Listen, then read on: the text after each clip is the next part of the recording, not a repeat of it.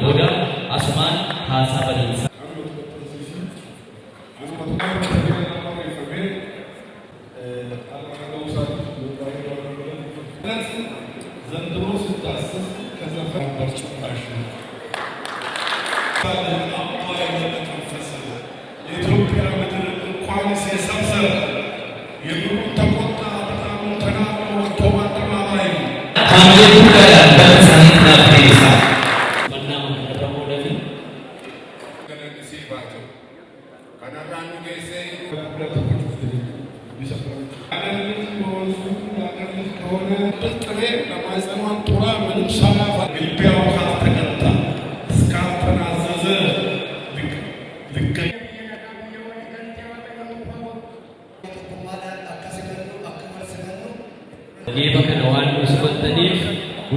Taana Komandara Garummaa Suucaan jedhama. Itti gaafatamaa qajeelcha poolisii godina Horroo Guduruu Wallaggaati. Hojii misoomaas, hojii nageenyaas wal bukkeetti hojii kana hojjechaa turre.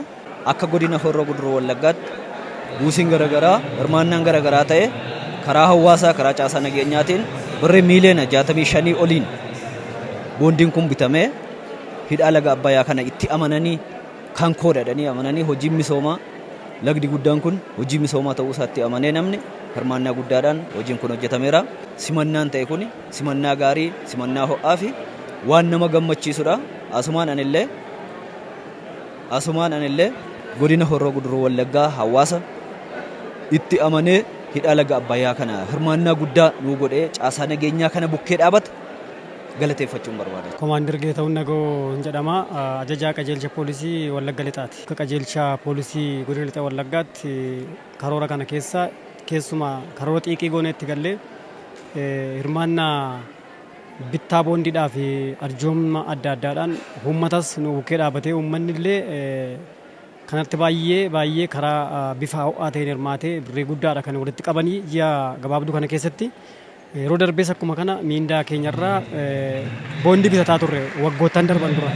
Inni ammaa kun garuu kan adda isa godhu olaantummaa opereeshinii diina irratti gaggeessaa jirru kana biratti immoo hidha haaromsaa kanaaf miseensi keenya ka'ee uummata kakaasee uummata wajjiniin akkuma nageenya kabachiisu akkasuma hidha haaromsaa kanas hin hirmaanna jedhee uummata isaa wajjin birrii guddaa walitti qabee guyyaa irraatiin geenyeerraa baay'ee uummata keenyas miseensota keenyas baay'ee galatoomaa jira. Uummati keenyaa fi miseensoti keenya waliin ta'amee miliyoona 25 fi tuqaa 4 oli kan amma ammaatti gabaasa amma kan guyyaa irraan dabalatiin jechuudha. Saajin Odaanaa Kiisii Taakkaleen jedhama. Haalli simannaa irraa immoo baay'ee kan namatti toluu fi hirmaachisummaa gaariin kan hirmaanne. Hirmaannaa kana irratti argamuu koof immoo baay'ee natti toleera. Galata Waaqayyoo haaromsa kanaa nuu xumurameera. Dhaloonni immoo gara fuulduraatti hidha haaromsaa kanarraa ergaa guddaa fudhachuudhaan hirmaannaa kanarratti seeraan hirmaatee dhalootaaf dhaamsa dabarsuu qaban jena. Dubaas Tarfaasaan jedhama jiraataa magaalaa Naqamteeti. Hidhaan laga Abbaay gaafa yaannu lagi Abbaay bara dheeraadhaaf dhalootaa kaasee amma ammaatti biyya saamee deemaa ture. Amma kaasee garuu hidhaa kanaanii yeroon itti biyya deebisee keessummoo gaheera. Hundumti keenya hidhaa Abbaay keessaa qabna of ilaalee keenyadha jennee waan yaadnuu fi carraa kanarra ga'uun keenya mo'icha guddaadha. Keessumaa immoo guyyaa har'aa kana immoo waancaan hidhaa Abbaay kuni karaa kana deemee nu bira ga'uu isaa irratti gammachuun keenya guddaadha. Uummanni magaalaa Naqamtee gadi ba'ee gammachuu guddaadhaan simatee kanaan geenyerraa waan ta'eef kana ta'uu isaatii fi baay'ee gammannaa Waaqayyoon isin galateeffannaa innaaf immoo fiixaan ba'ee galata caaluun dhaabbanna jedheen amanaa. Hidhi laga Abbaay kun Oromoof sabaa fi sablammii fi uummata Itoophiyaaf adawaa lammaffaadha. Qabeenyaa fi beekumsa ilmaan saba keenyaan hidhi haaromsaa kun eebbaaf qophaa'ee addunyaa dinqisiisuuf hawwiif abdiin fulbaana eeggachaa jira. Har'as uummanni akka kilaastara keenyaatti qarshii qabu, beekumsa qabu, dandeettii qabu, yaada qabu hunda walitti cimmise akka waliigalaatti miiliyoona 84,800,658 boondii bittaatiin kan akka waliigalaatti akka kilaastara keenyaatti raawwatame waan ta'eef akkasumas kennaadhaan birrii 30,000 kan walitti sassaabame ta'uu isaa jechuudha. Ashaaraan dhaloota har'aa abdiin dhaloota booruu kan ta'e hidhi haaromsi guddichi laga Abbaay yeroo ammaa persentii 98.68 irra kan jirudha. Hojii kana xumursiisuuf qaamni nageenyaa dhiigaaf lafee isaan dhaadannoo fi olola biyyoota ollaaf geessaaf osoo gurra hin kennin nageenyummaa isaa eeguuf hunduu bakka jirutti gahee isaa bahateen har'a guyyaan cidha laga Mormor torbaanotaan lakkaa'amuu gahee jira.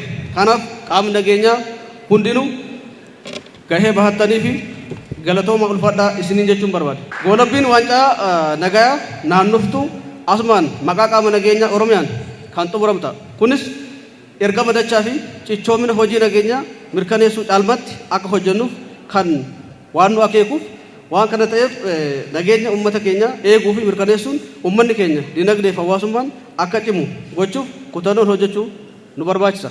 Uummanni magaalaa keenyaas ta'e uummanni Wallaggaa guutuun nagaan bu'uura waan hundaati kan jedhu mirkaneessuuf qaama nageenyaaf siyaasaa keenya waliin hiriiruun nageenya mirkaneessuu akka qabu asumaan ergaa koo dabarsuun barbaada. Tokkummaan hojjenna, cichoominaan eegna kan jedhu qabachuun waliin tarkaanfannaa. Tokkummaa waloo biyya keenyaa qabannee akkuma kaleessa uummanni Oromoo biyyattii ijaaruu keessatti gahee olaanaa qabu. Uummanni Wallaggaa immoo gootummaa isaatiin, hayyummaa isaatiin biyya kana ceesisuuf ijaaruu keessatti seenaa guddaa qabu. Nus goolabbii hidhaa haaromsaa kana xumuruudhaaf bifa adda ta'een uummanni godina keenyaas aarsaa kamuu kaffallee yaadama kamuu qabannee biyya misoomsuu hin dandeenyaa jedhamee bittaa boondiin gumaacha maallaqaa hirmaannaa adda addaatiin kana keessatti kanneen qooda fudhachaa turtan hundi keessanuu baga ittiin isin ga'ee baga gammaddanii ulfaadhaa galatoomaa. Hidhi laga Abbaay rakkoo dinagdee fi hawaasummaa uummata keenyaa furuudhaaf iddoo guddaa akka qabu yeroo gabaabaa keessatti dinagdeen uummata keenyaa akka bayyaannatu uummanni keenya hiyyummaa keessaa bahuudhaaf dinagdeen isaa akka jijjiiramuuf iddoo guddaa akka inni qabu hin beekamu. Hidhi kun tokkummaa sabaaf lammoota biyya keenya waloomina keenya kan nu goomsu injifannoo tokkummaa keenyaa injifannoo dinagdee keenyaa injifannoo tokkummaa uummata keenyaa kan mirkaneessu akka ta'e hin beekama jechuudha.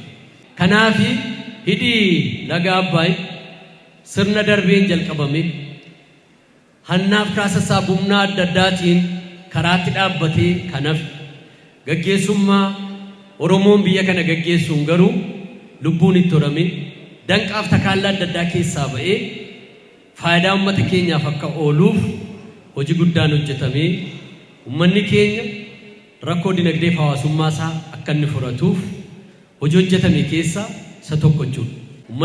Uummanni Wallaggaa akka waliigalaatti uummanni magaalaa Naqamtee fi godina Wallaggaa bahaa hunduu gahee keessa waan baataniif sirna miidhagaa fi hawwataa akkasiitiin ashaaraa keessan kaleessa misooma kanaaf qabeenya qabdanii beekumsa qabdanii keessan har'a immoo bifa kanaan gammachuu xumura isaatiif simannaa geeba kanaa akka Wallaggaa Arfaniitti magaalaa Naqamteef godina Wallaggaa Bahaa irratti guyyaa har'aa gaggeeffamu nuuf dadhabetu hin jedhiin aarsaa kaffaltanii bifa miidhagaa bareedaa akkasiitiin waan simattaniif waan nu boonsitaniif waan nu bareechitaniif galatoomaa fayyaa ta'aa ulfaadhaa isiniin jechuun barbaada.